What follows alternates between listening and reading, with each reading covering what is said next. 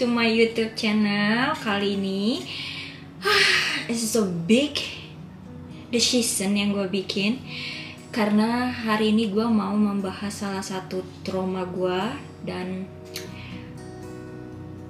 mau buka-bukaan juga ya tentang pengalaman gue dengan pelecehan seksual. Jadi gue pernah mengalami pelecehan seksual.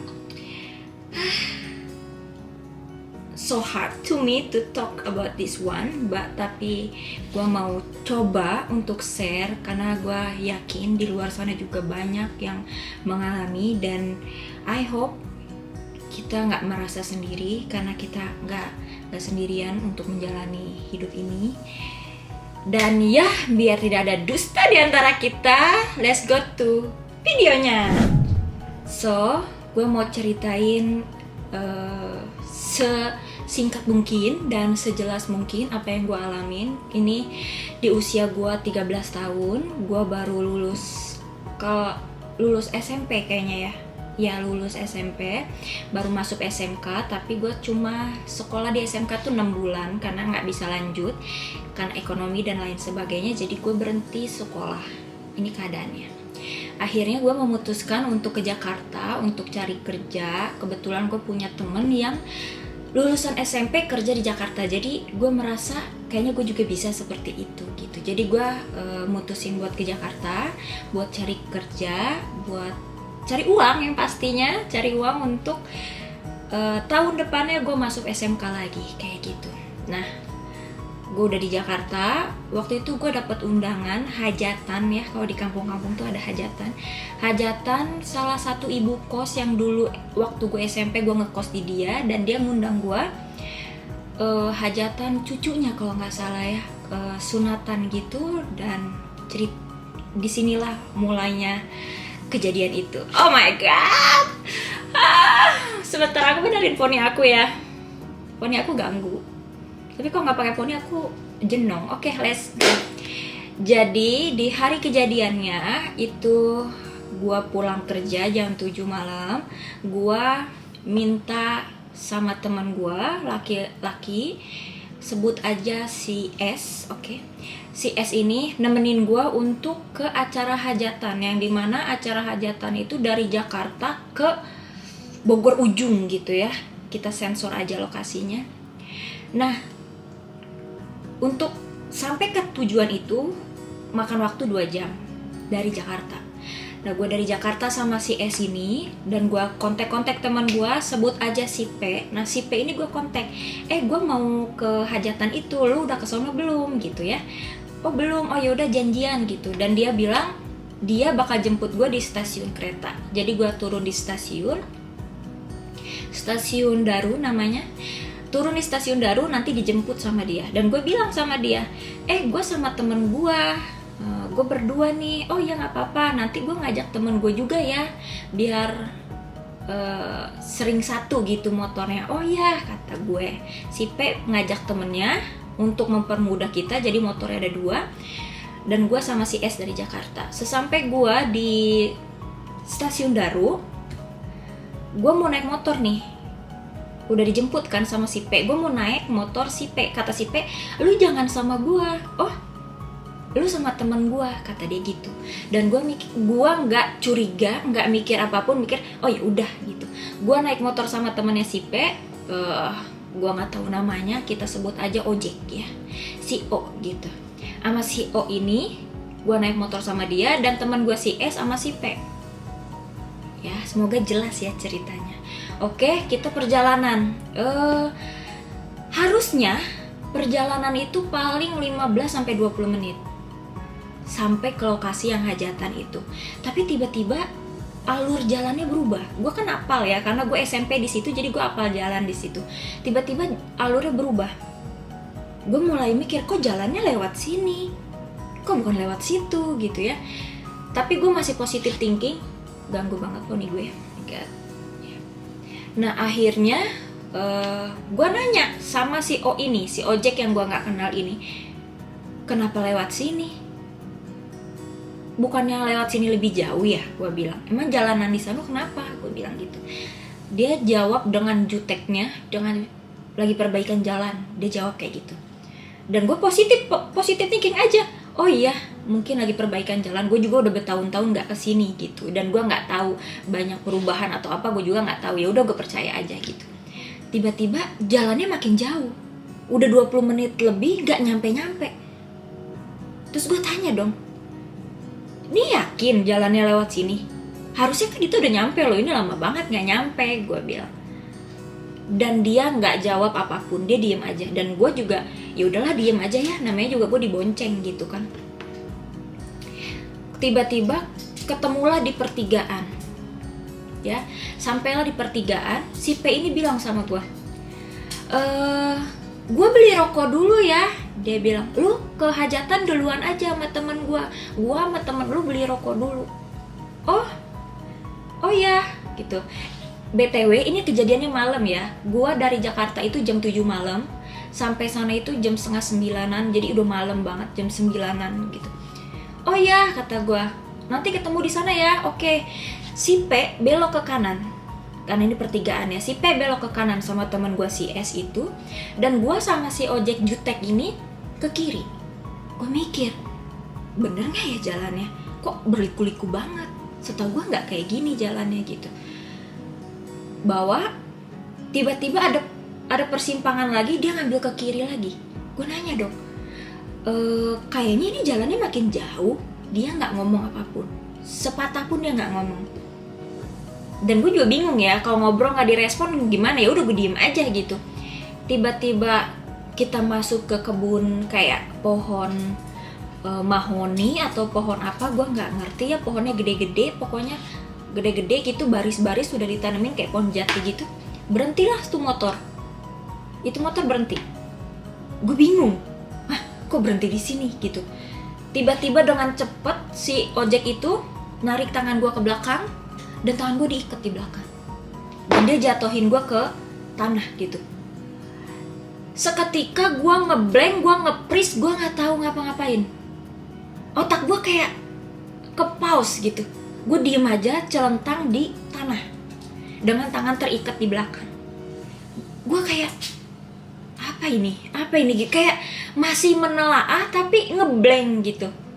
Setika tuh si cowok ya, gue ngelihat jelas banget itu cowok buka jaket, ditaruh jaketnya di motor gitu, dia buka gesper. Gue masih ngeblank, kayak gue ngeblank.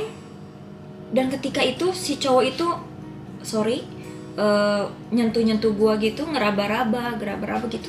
Gua masih ngeblank, masih nggak tahu harus apa gitu. Gua masih ngeblank. Dan puji syukurnya cowok itu ngeluarin kalimat.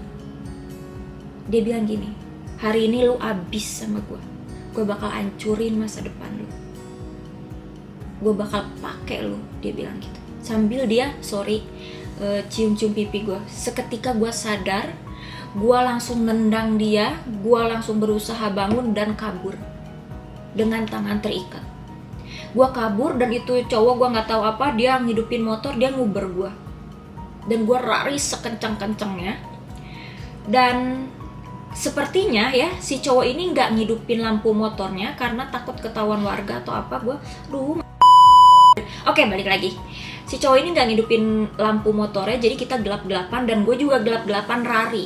Cuma memanfaatkan cahaya bulan gitu ya. Gue lari, dan gue nemuin pohon yang kelihatannya kasar. Gue gesek-gesek iketan tangan gue ke pohon sampai terputus. Sayangnya tangan gue terluka, jadi gue gitu ya. Gue agak teriak, dan si cowok itu nemuin gue. Tapi gue gak berhasil dia tangkap. Kenapa? Karena gue langsung lari. Gue lari sekencang-kencangnya sampai gue kepleset dan gue jatuh ke kali. Basah semua baju gue. Gue jalan nerusurin kali itu. Terus dia tetap nguber. Gue masih dengar suara motornya, dia tetap nguber. Pokoknya sebisa mungkin gue menghindarin dia. Gue lari terus sampai ada momen dia nemuin gue. Gue langsung nyebrang kali itu, gue tabrak aja. Pokoknya gue nyebrang kali basah-basahan malam-malam, dan gue pindah ke seberang kali itu. Nah si cowok itu kan naik motor kan, dia nggak mungkin bisa nyebrang, dia harus nyari jembatan dulu untuk nyebrang gitu. Gue kira gue udah selamat, gue kira si cowok itu udah nggak nguber gue. Gue sampailah di pemukiman dan gue ketukin pintu warga satu-satu karena gue minta tolong. Tapi itu udah malam, jadi warga juga mungkin curiga ya, takut rampok, takut apa gitu, malam-malam getukin pintu, satu pun gak ada yang dibuka. Dan sangat-sangat hebatnya ini cowok bisa nemuin gua di perkampungan itu. Dia muter-muter di perkampungan itu, gue denger banget suara motornya jelas. Dan gue ketakutan, orang juga gak ada yang nolongin. Akhirnya gue bersembunyi di kandang kambing. Setelah gue bersembunyi di kandang kambing, gue diam di kandang kambing, dan kambing itu embe gitu terus ya, karena mungkin dia juga merasa nggak nyaman ada manusia gitu di dalam kandang dia gitu. Gue sembunyi di kandang kambing itu, dan gue denger jelas banget suara motor dia bolak-balik, tapi dia nggak nemuin gue. Itu syukurnya. Sampai akhirnya jam azan subuh, pokoknya kedengeran orang ngaji dan azan subuh, si motor itu udah nggak ada, suara motor itu udah nggak ada. Akhirnya warga yang punya kandang kambing ini, karena kambingnya embe-embean terus gitu, dia keluar ngecek kandangnya dan nemuin gue. Penduduk itu, warga itu ya kaget, hah, maling ya gitu. Terus gue bilang, bukan bu, bukan maling, saya korban, tolongin saya, gue bilang gitu. Terus dia ajak keluar, ada apa? Saya hampir mau diperkosa gitu, tolongin saya, aku bilang gitu. Oh iya ya, ayo gitu. Dia ajak ke rumah, dan akhirnya warga kumpul ya yang tinggal di situ. Kebetulan kayak kampungnya tuh kecil gitu loh, rumahnya dempet-dempet, kumpul. Terus gua nggak bisa bercerita apapun, kaki banyak luka, tangan banyak luka, basah pula, kotor pula. Akhirnya dia bantu, ya mandi dulu deh, mandi. Terus ada orang juga yang ngasih baju segala macam. Akhirnya gue mandi, ganti baju, dan ya sampai pagi akhirnya gue selamat dari kejadian itu. Tapi trauma gue masih sangat besar sampai hari ini karena kejadian itu. Orang itu bantu gue, tanya gue, kamu orang mana, pulangnya kemana, dan segala macam. Akhirnya orang itu anterin gue ke stasiun Tenjo namanya, stasiun yang terdekat dari desa itu, stasiun Tenjo. Dan gue dikasih ongkos sama dia karena gue bilang dompet saya jatuh, saya nggak punya uang sama sekali. Yang tersisa itu cuma HP yang aman, dompet nggak ada, jatuh, nggak tahu kemana gitu. Akhirnya dikasih uang ongkos, dan gue balik ke Jakarta. Gue nggak balik ke keluarga gue karena jujur gue nggak tahu harus ngomong apa, harus ngejelasin apa, harus kayak gimana, gue nggak tahu. Akhirnya pilihan gue adalah gue pulang ke Jakarta, ke kosan gue. Sampai di kosan, gue nggak berani keluar kalau gue nggak dengar suara motor metik waktu itu. Kalau gue dengar suara motor metik yang mirip sama motor si pelaku itu, gue ketakutan, gue gemeter, panas, dingin, dan gue nggak berani keluar. Akhirnya gue diam aja di kosan. Apa dampak trauma gue? Nah, itulah cerita pengalaman yang sangat nggak enak yang terjadi waktu gue masih remaja. Dan karena kejadian itu berdampak sampai hari ini, gue takut naik ojek. Terus gimana cara ngadepinnya? Nah, gue juga bakal share di sini. Gue itu setiap naik ojek, gue selalu ngidupin Google Maps. Jadi gue pakai Google Maps, gue mau kemana, gue naik ojek, gue akan nyocokin lokasi track rutenya si Gojek sama rute Google Maps gue. Karena apa? Karena setiap gue naik ojek, gue tuh selalu punya auto thought yang selalu kayak, gue bakal dibawa kemana ya? Apa jangan-jangan nanti gue dibawa ke tempat sepi? Apa jangan-jangan nanti gue akan diapa-apain? Kayaknya ojeknya nggak baik. Dan semua pikiran itu membuat gue, aduh nih, ini ganggu banget deh. Pikiran itu membuat gue nggak nyaman, gue cemas, gue takut, dan pikiran itu langsung negatif. Dan biasanya tuh gue pernah naik ojek, gue berhenti di tengah jalan, Pak berhenti sampai sini, karena saking gue nggak bisa menahan ketakutan gue, kecemasan, badan gemeter, dingin gitu ya, panik juga gitu. Nah, tapi kejadian itu beberapa tahun yang lalu. tahun sekarang gimana? Kalau sekarang gue manfaatin Google Maps, rute si Gojek, dan biasa gue share lokasi juga. Gue bilang gue mau berangkat ke sini, gue akan bilang sama orang terdekat gue mau berangkat ke sini gitu. Kadang gue foto, kadang gue video, ya kadang juga enggak. Gue akan ngabarin gue udah sampai sini, gue akan selalu ngasih info di mana keberadaan gue, karena itu untuk membuat gue tenang. Gue bilang sama diri gue, tenang ya, sekarang kamu gak sendiri, ada orang yang tahu kamu ada di mana. Dan biasanya gue cek Google Maps. Kalau memang harusnya rutenya lurus tiba-tiba belok, gue akan nanya langsung. Sekarang gue udah cukup tenang, walaupun auto-totnya itu masih ada, tapi gue berani untuk nanya dengan tenang gitu. Gue tanya, Pak, kenapa lewat sini? Iya Kak, lewat sana macet, jadi motong jalan lewat sini. Oh iya, gue akan cocokin tuh. Kan biasanya kalau Google Maps itu kalau kita berubah arah, dia menyesuaikan kan gitu. Apakah benar endingnya di tempat yang gue nyampe gitu. Kalau benar, oke, gue liatin gitu. Jadi gue sepanjang jalan gue ngeliatin maps. Kalau memang gue ragu, gue akan tanya si bapak. Untuk sekarang dampak dari kejadian ini, trauma ini masih berdampak. Autototnya masih, intrusiptotnya masih, tapi yang udah enggak adalah gua tidak lagi gemeteran, panas dingin, sakit kepala udah enggak, dan gua bisa lebih tenang tanya.